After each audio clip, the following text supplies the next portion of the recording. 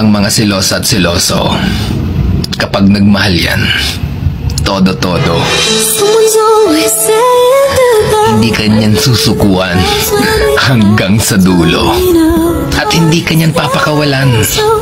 Basta magpaliwanag ka lang, lalo na pag kayo ay long distance. Ang kailangan niya lang, assurance. Oo na, masyado na silang clingy. Pero ikaw lang kasing gusto nilang makatabi. Mag-update ka naman. Nag-aalala na yan. Kung ano na iniisip niya na baka napano ka na.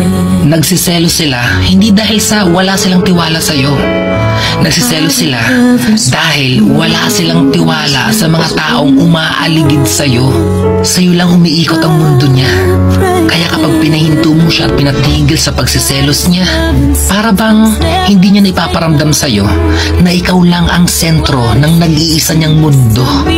Tandaan mo, ang mga taong silosa at siloso, minsan lang tamaan ng todo. Kaya napakaswerte mo.